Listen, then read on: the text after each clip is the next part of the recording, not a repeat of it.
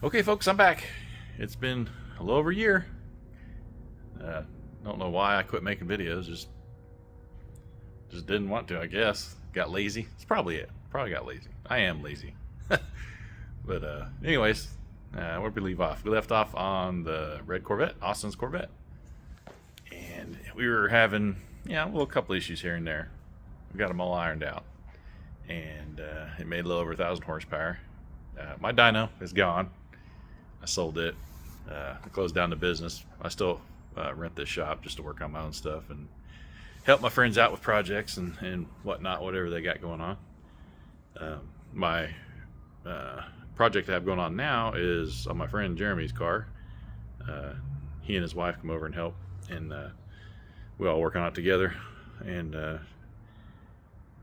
it's been a little over a year since I got started on it. It got brought to me with the engine and transmission in it, but just laying in it. The rear end was held up by ratchet straps and had a 2x4s or no 4x4s in between the frame and the differential and everything. But so I've touched everything on this car, literally everything. We didn't take the rear bumper off, so we didn't do that.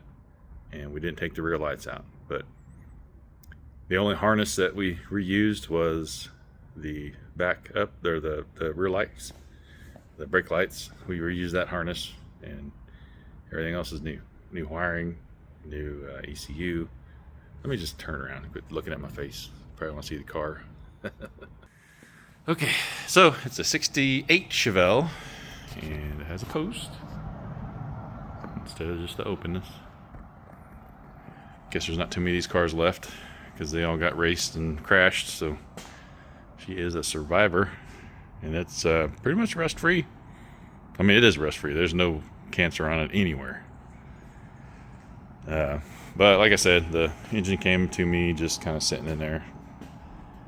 So we've got the front engine plate, and we put a mid plate on it back there.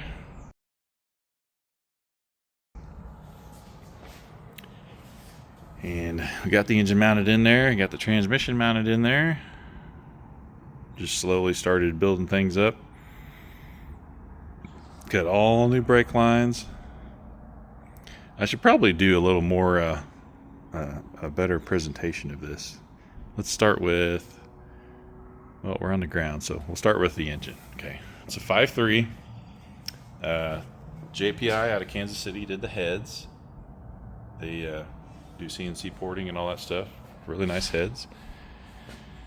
The radiator is in the back, so we've got a 417 Motorsports water manifold there, and the pump is also in the back. I'll have to raise it up later to show you where all that stuff is at. We got twin 66s, Borg Warners.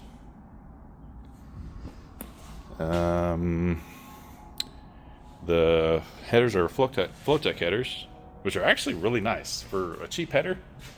They're really, really nice. Made the turbo kit and the downpipes. On both sides, we got the wastegates going right into the downpipes. Got Turbo Smart wastegates there. Also got Turbo Smart blow-off valves right up top. Got the Wiggins style connector there.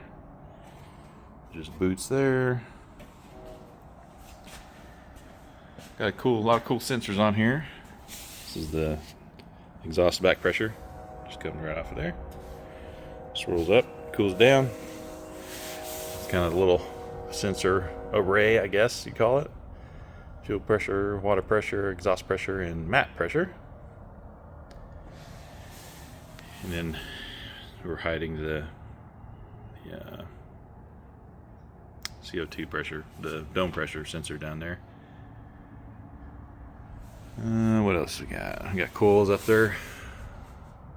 There's smart coils on both sides. We mounted the turbos on just kind of made like a little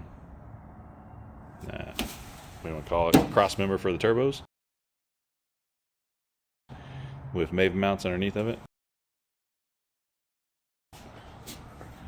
I'll try to insert a picture if I got one, but it goes all the way across. That way they're just kind of sitting by themselves out in the open. Stuff can flex a little bit, so I think we're good there.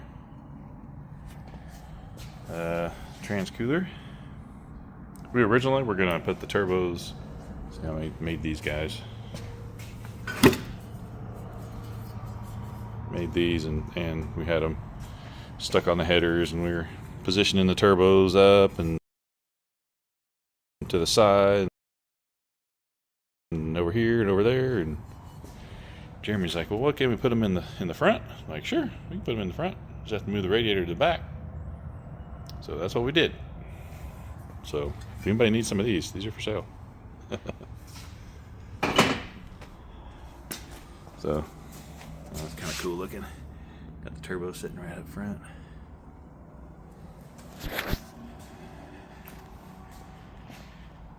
So we did all new steering shaft. Got the wiring kind of held or covered up. Where these are the or what's that?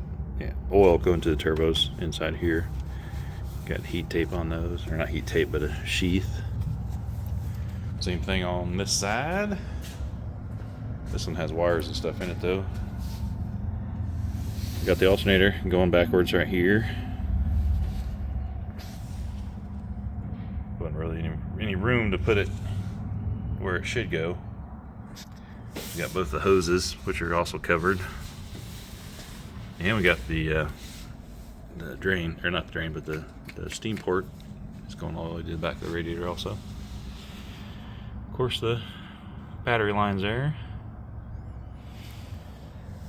And we got he's got the 417 Motorsports inner chiller. Tanks in the back also for that. What else we got? He's going to use CO2. Kind of hard to see him, but both the solenoids are there. Pretty much a quick rundown of what we got in the engine bay, I think. We've got strange brakes all the way around.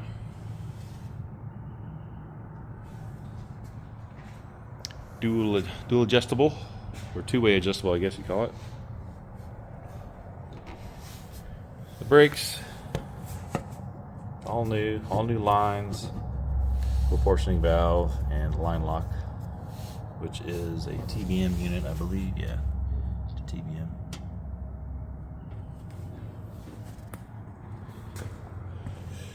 What else we got? I really like these wheels.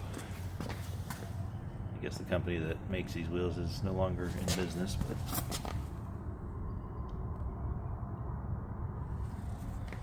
it's got the skinnies up front. Oh, there's a good picture of the exhaust. Sounds pretty good for a 5.3. I'll start it up here in a second. Got B-locks on the back. Grab the key so I can open the trunk.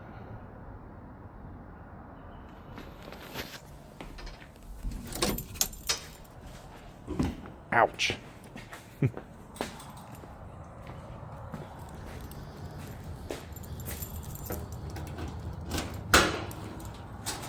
Okay. Got a lot going on back here. Obviously a fuel cell. This is the tank for the inner chiller. This is the expansion tank on the left side, and then it's just a overflow tank on the right. Pump for the chiller. And the bottom of the expansion tank I got going to the radiator, which is right there. And battery. Got this is the main fuse, and this is the fuse for the alternator. Just a regular pull switch. This doesn't do nothing. I made a cross member for the shocks. That's the whole reason this rear end was held up by straps, was because there was nothing to hold the shocks up to. They wouldn't reach the factory spots. They weren't made to reach the factory spots, so made a whole new. That bird is annoying. Shut up. Anyways, you can see it better this way. So those shocks are double adjustable also. I didn't make this cage, but I did tie it in. I tied the cage into the cross member for the shocks.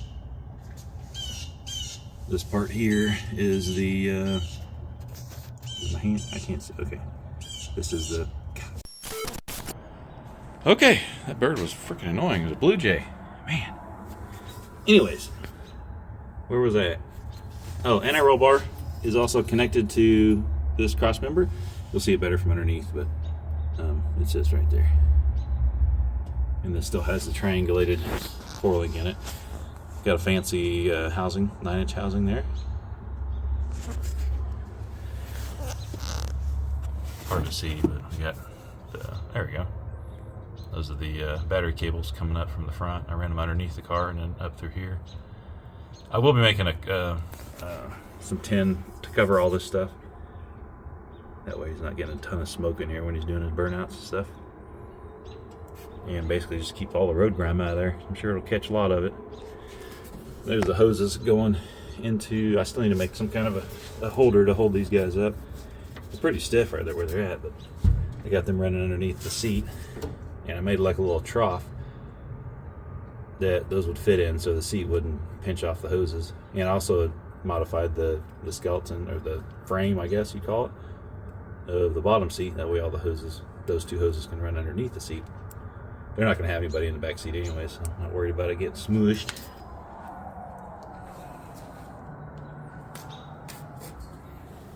Got a little swirly drain here, kind of bouncing all over the place, but it's just a drain for the tank. Just to drain the water down a little bit so you can throw some ice in it.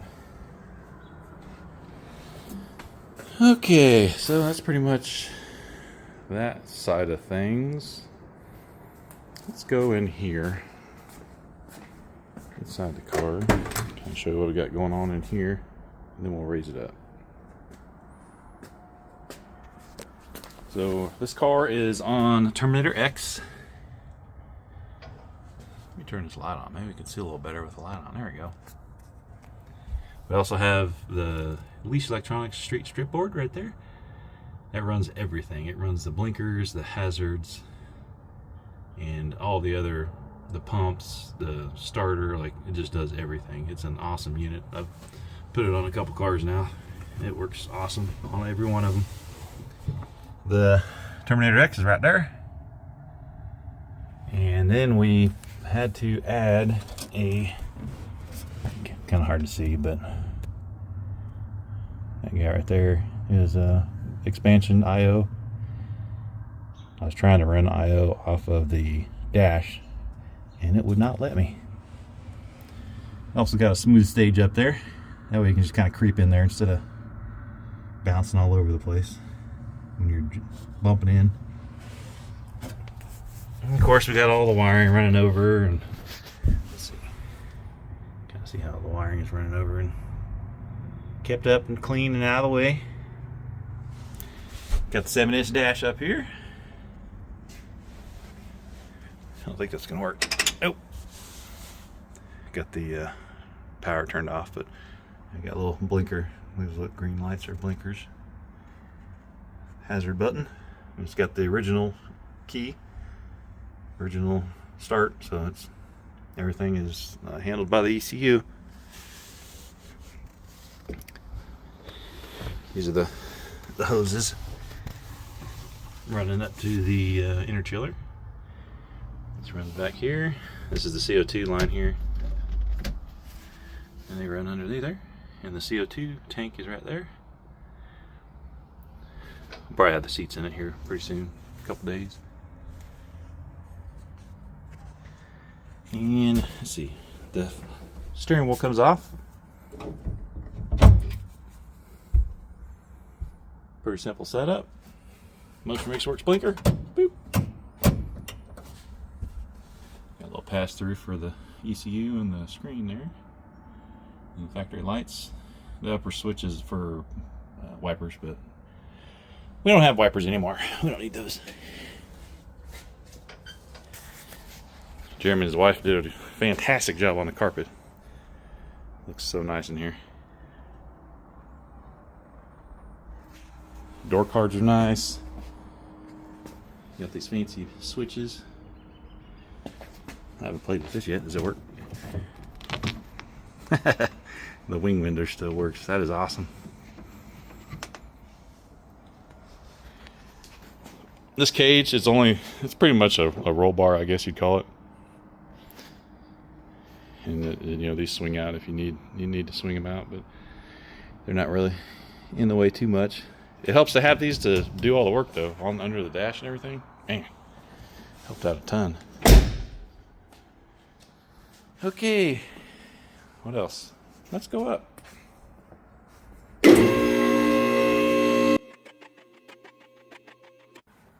All right, start in the back. There's our radiator setup. It's a cold case, I believe, and they have a whole kit. Got the fans with it. And so we made a little cross member here to hold the radiator up.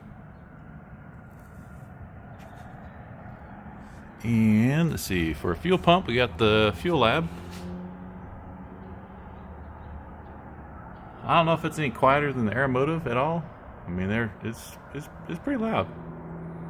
When this thing's running, I mean, you can hear it. It's not that bad, not that loud. I don't know. It might be a little bit quieter than the 5.0, but seems to be a pretty good pump. We got two really big filters. This is where that line comes down into the radiator here. I'll show you the top side here. Here's the water pump for the radiator. So it pulls. Hope I don't make you guys sick. Just kind of bouncing all over the place. You kind of want a big hose to be pulling from so you don't cavitate inside the pump. So I use the regular big hose to pull off of there. And then it pulls out of the tank, pressurizes, puts it in that line, runs up to the front. This bottom one is the return. And then you can kind of see the little aluminum tube that I made that pumps it all the way up to the front. Or not the front, but the top of the radiator. And that stainless steel line right there is the line coming from the vents, the steam vents on the engine. So everything just kind of comes up here. Okay, so that's the cooling system. There's the rest of the cooling lines here. Got a little bracket here to hold everything up and out of the way. Everything's clearing. It looks close, but it's clearing. And we also got the battery cables, like I told you. Battery cables here running up. And this is a, let's see, TRZ diff. Got a spool and 40 spline axles. They are huge, like a dump truck.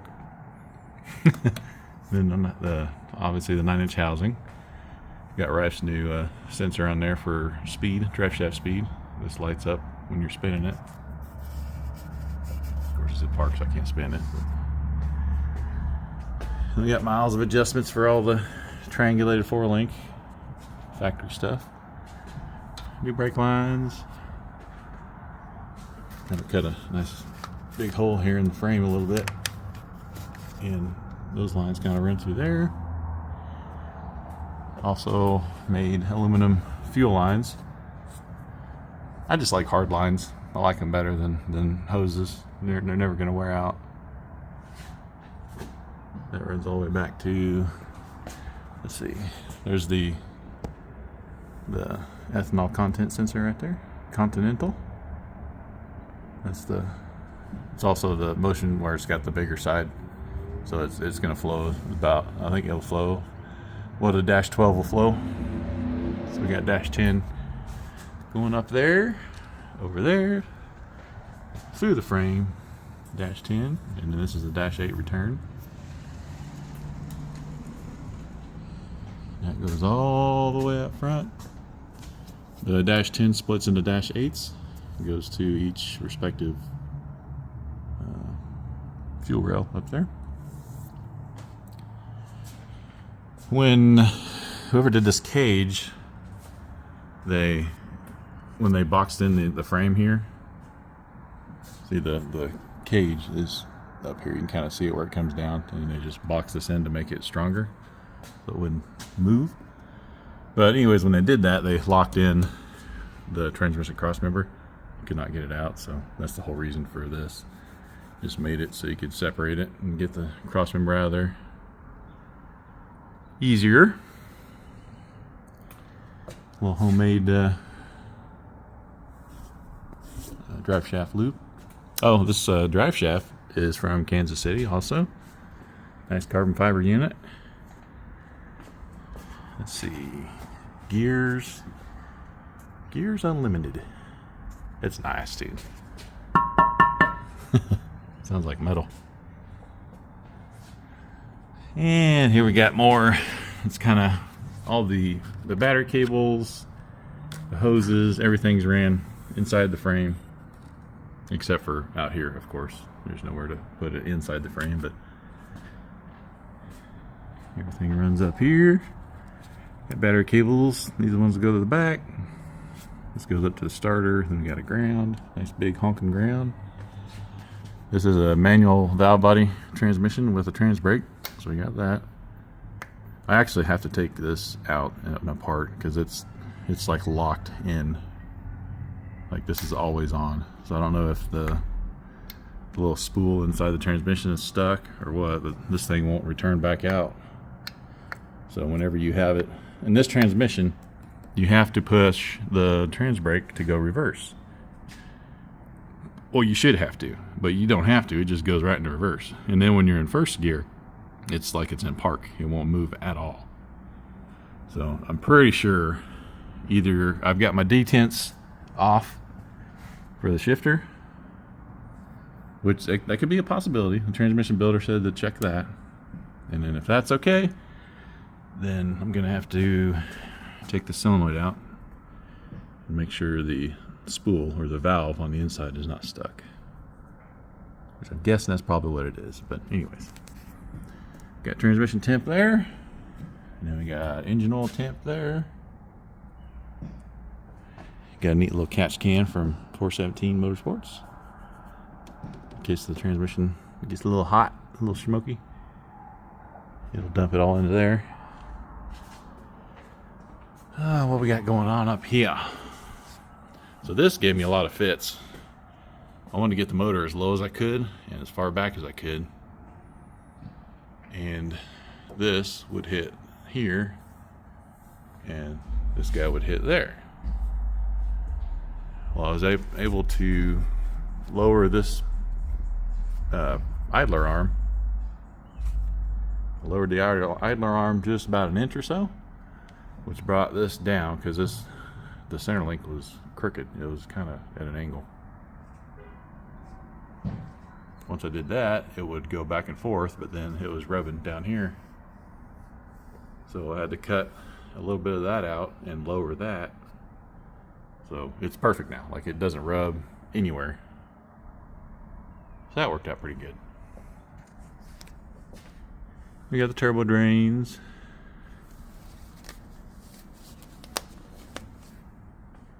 Transmission cooler, like I showed you that already. Just a manual gearbox. Haven't driven it on the street yet, but I think I'll probably save that for when Jeremy can come do its maiden voyage. Got a nice ATI super damper.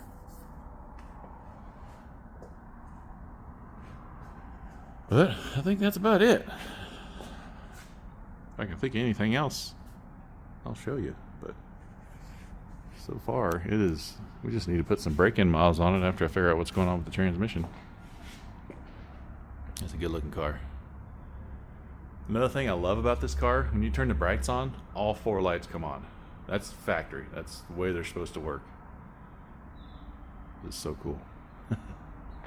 I'm easily amused. I tell you, it's got 4-way or 2-way adjustables on the front too. I don't remember if I said that. Pretty sure these are probably TRZs also. Got a lot of TRZ stuff on here. Lots of nice parts on this car.